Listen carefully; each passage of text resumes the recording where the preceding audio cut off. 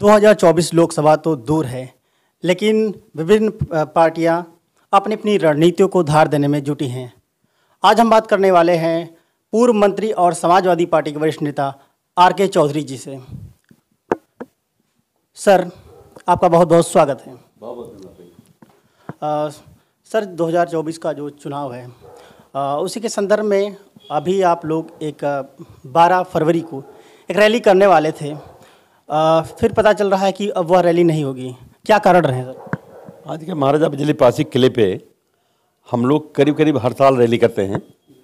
वो एक ऐसा स्थल है जहाँ जाने से एहसास होता है जो समाज आज कमज़ोर है, लाचार है, पिछड़ा है, पिछड़ा गया है। कभी राजपाट करता था, राजपाट चला गया, समाज कमज़ोर हो गया। आज तो देश के शहरों के कस्बों के चौराहे पे खड़ा होता है, जैसे लेबर अड्डा करते हैं कि हमारे एक दिन की मजदूरी लग जाए। तो निश्चित तौर पे हम इसलिए वहाँ रैली करते हैं जिससे समाज को एहसास हो कि पहले राजपाट था। हमें फिर से इस देश में वो समाज जो सदियों से दबाया गया है उसे भी एहसास हो, जिससे अपने राजपाट के लिए लड़ सके। जहाँ तक 12 तारीख को प्रस्तावित था कि किले में रैली करेंगे, लेकिन चूँकि गवर्नमेंट की ओर से तय किया गया है कि लखनऊ में एक बड़ा इवेंट होगा अंतर्राष्ट्रीय लेवल पे, ग्लोबल इन्वेस्टर समिति, तो निश्चित तौर पे अफरा तफरी है और 200 करोड़ से अधिक तो लग रहा है उसके तैयारी में। हम अलग से प्रोग्राम करें, लोग ना जान पाएँ, भीड़ तो आ सकती है, लेकिन उसका महत्व लोग ना दें तो ठीक नहीं है, इसलिए उसको कैंसिल कर दिया है। अब 12 तारीख नहीं होगा, बल्कि महाराजा बिजली पासी किले पे रैली जरूर होगी, लेकिन बाद में होगी। सर, जहाँ तक मैं आपको जानता हूँ, आपकी सियासत के बारे में जानता हूँ, आपने हमेशा ज़मीनी स्तर पर काम किया है, वंचितों की लड़ाई लड़ी है।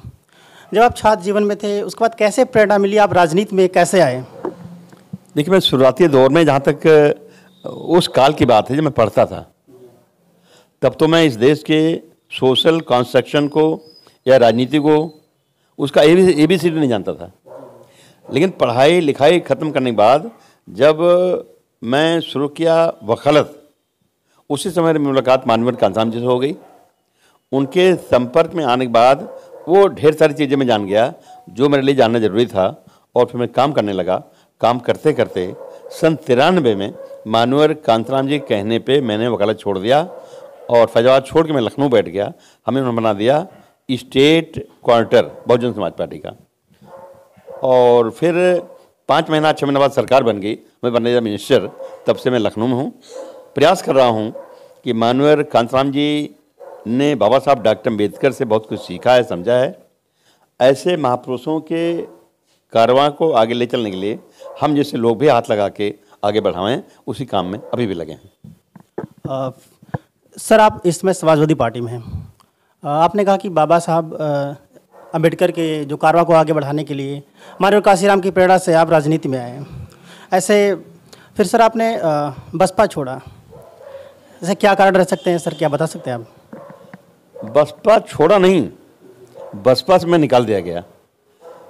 उसी किले पे जहाँ अभी बात कर रहे थे, महाराजा बिजली पासी किला, उसी किले पे रैली थी 1 जुलाई 97, जब पहली बड़ी रैली थी। मानवर कांसाराम जी आए थे, मायावती जी आई थी, मायावती मुख्यमंत्री थी, अपार भीड़ थी। जब मैंने अनाउंस किया मायावती जी को, अब आपके बीच हम सबके नेता उत्तर प्रदेश के मुख्यमंत्री बहन कुमारी मायावती जी अपने ख्यालात रखेंगी, वो खड़ी हुई। बजाय उनका नारा लगाने के, किले से आस्था रखने वाले लोगों ने, खासतौर से मोहनलाल क्षेत्र के लोगों ने नारा लगा दिया, अगला मुख्यमंत्री कैसा हो, आर.के. चौधरी जैसा हो। इसी पर चिढ़ गई। तब से चिढ़ते देते तुरंत तो नहीं कुछ फैसला कर पाई, लेकिन 2001 के पहले पार्टी से निकाल दिया। फिर मैंने अलग पार्टी बनाई, अलग संगठन बनाया, BS 4, उससे भी लड़ा, 2 बार जीता। तो मैं लगातार उसको आगे बढ़ाने का प्रयास कर रहा था। आपने BS 4 बनाई और इस समय समाजवादी पार्टी में है। आप कुछ दिन कांग्रेस में भी रहे। मैंने देखा बहुत सारे ऐसे दलित नेता थे, जब बहुत सारे दलित आंदोलन उस तरह का नहीं चल सका जैसे चलना चाहिए था, तो वो भाजपा की सरकार आई, सारे भाजपा में चले गए और आज सत्ता की मलाई काट रहे हैं। पर मैंने देखा कि आप भाजपा में नहीं गए। देखिए, जो बीजेपी है इसका बैकग्राउंड है RSS का, और आरएसएस से बाबा साहब भी दुखी थे, जिसको हम बहुत ज़्यादा मानते हैं। संविधान बना के जब पेश कर दिया और 26 नवंबर 1949 को संविधान सभा में आखिरी बातें रखी, तो बाबा साहब दुखी होकर कहा कि हमारे संविधान की आप तारीफ कर रहे हैं। ये कहा उन्होंने संविधान सभा में बोलते हुए, हमारे संविधान का आप तारीफ कर रहे हैं। ये हमारा संविधान चाहे कितना भी अच्छा हो, यदि भविष्य में इसको लागू करने वाले अच्छे नहीं होंगे तो यही अच्छा संविधान बुरा होगा, और यदि लागू करने वाले अच्छे होंगे तो यह संविधान अच्छा होगा। दरअसल जिन दिनों बाबा साहब अम्बेडकर संविधान की रचना कर रहे थे कि समतामूलक समाज निर्माण हो, सब बराबर हो जाएं, इस विचारधारा के गली गले उन दिनों उस समय का आरएसएस और उसके मुखिया सर संचालक एम एस गोलवलकर निंदा करते थे। तब बाबा साहब दुखी होकर इस बात को कहे, अब आज तो देश में उसी आरएसएस सरकार है जैसे बाबा साहब दुखी थे, और यही कारण है कि भारत में इस समय उन स्कूलों में जहां हमें मिलता था वजीफ़ा फीस माफ़ी, अब बंद हो गया। जहां पे आरक्षण के जरिए ताकत की कुर्सियों पे दलित और पिछड़े बैठना शुरू कर दिए थे, उन सरकारी संस्थानों को बड़े पैमाने पे प्राइवेट सेक्टर में डाला जा रहा है। और ख़ास तौर से सबसे अधिक नौकरी मिलने वाला विभाग है रेलवे, उसमें कुल 15 लाख नौकरी हैं, लेकिन बीजेपी सरकार ने रेलवे को देना शुरू कर दिया अडानी को, जो आज भी डिस्प्यूट बना हुआ है और उसमें रिजर्वेशन नहीं होगा। तो 15 लाख नौकरियों में दलित 23%, पिछड़े 27%, कुल 50% आरक्षण से आते थे। लेकिन अगर अडानी रेल हो जाएगी तो निश्चित तौर से आरक्षण नहीं होगा, तो कुली हो सकते हैं, कबाड़ी हो सकते हैं, सफाई कर्मी हो सकते हैं, दलित और पिछड़े उसमें टीटी नहीं बनेंगे, गार्ड नहीं बनेंगे, कैशियर नहीं बनेंगे, अफसर नहीं बनेंगे। तो निश्चित तौर पर आरक्षण धीरे धीरे इस बीजेपी सरकार खत्म कर रही है। अखिलेश यादव जी और के साथ समाजवादी पार्टी के साथ आप वंचितों की लड़ाई और संविधान बचाने की लड़ाई आगे किस प्रकार लड़ेंगे? देखिए, जहाँ तक समाजवादी पार्टी के राष्ट्रीय अध्यक्ष माननीय अखिलेश यादव जी की बात है, उन्होंने 2 बड़ा अच्छा नारा बोला। एक, विधानसभा के अंदर जब लीड कर रहे थे वो विपक्ष को, जिक्र किया डॉक्टर लोहिया का। जब डॉक्टर लोहिया प्रजा सोशलिस्ट पार्टी के लीडर थे तो नारा लगाते थे, सोशलिस्टों ने बांधी गांठ, पिछड़े पावें 100 में 60। इन्हें अगर 100 दरोगा भर्ती हों तो 100 में 60 दरोगा दलित और पिछड़े लिए जाएं, ये एक आरक्षण है। तो इस नारे को माननीय अखिलेश यादव ने लगा दिया है उत्तर प्रदेश की विधानसभा में।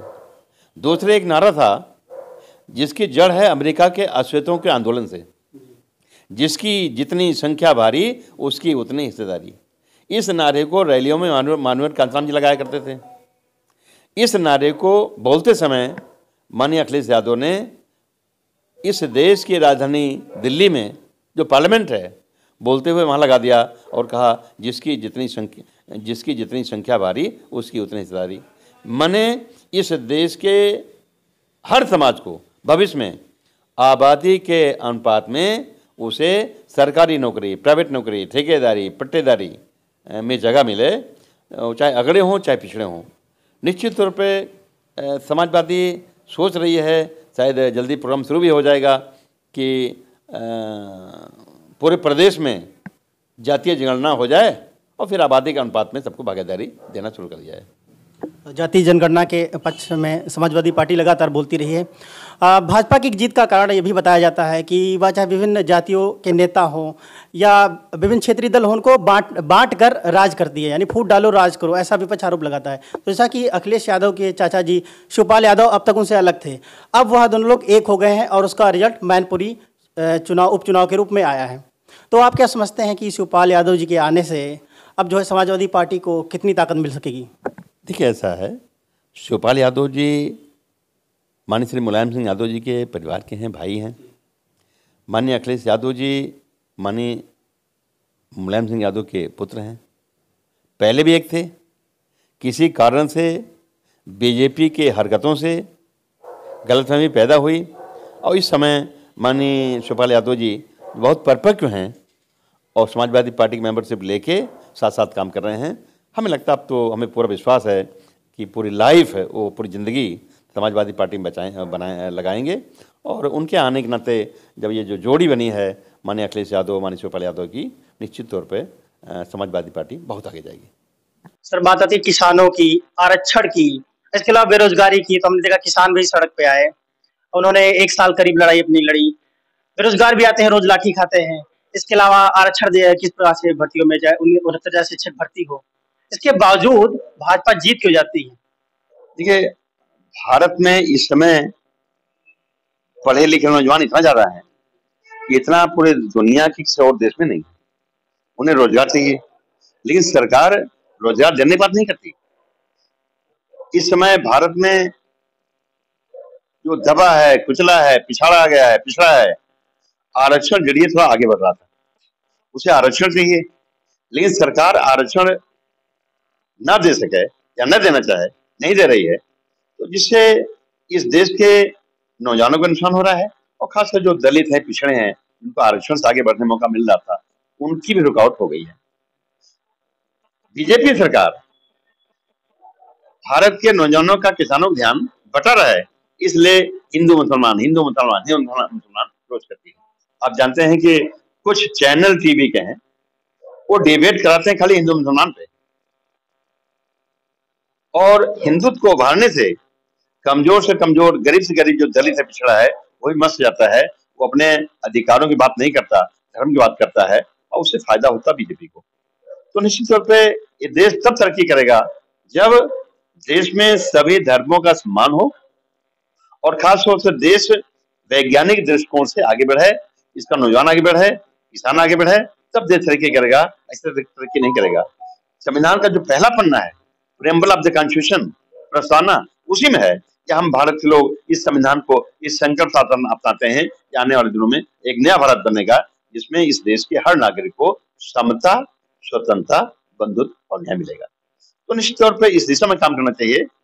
अब आरक्षण के मुद्दे को लेके और भारत में जो अंधविश्वास है, इसको लेके, जिसमें अभी हल्का सा फुट आया है रामचरितमानस का भी, तो इससे एक बदलाव की उम्मीद है कि शायद सरकार अगर काम करे तो अच्छी बात है, ना करे तो निश्चित तौर पर इस देश की जो कमजोर तबका है, पढ़े लिखे लोग हैं, वो लामबंद होंगे और बीजेपी सरकार को उखाड़ फेंकेंगे कि हम तो हिंदू है ही हैं, हम तो मुसलमान है ही हैं, कोई बताएगा तो हम जानेंगे।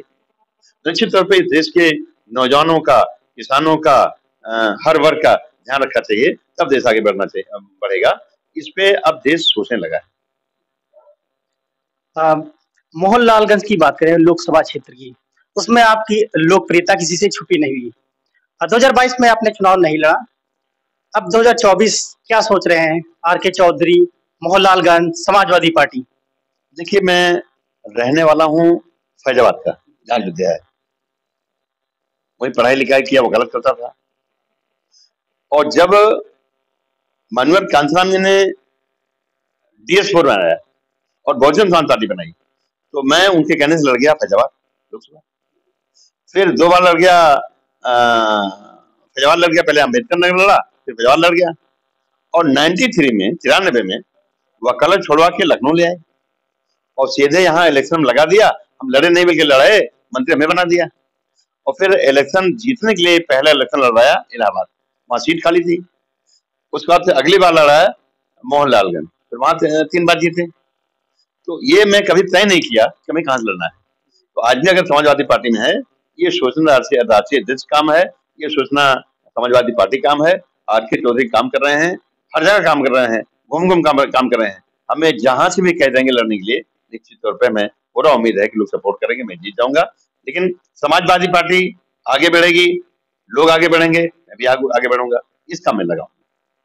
अब जितने भी चुनाव होते हैं, चाहे 2019 का रहा हो, 2022 का विधानसभा चुनाव रहा हो, या उपचुनाव रहे हो, इसमें एक चीज और सामने आती है कि बहुत सारी धांधली की खबरें आती हैं।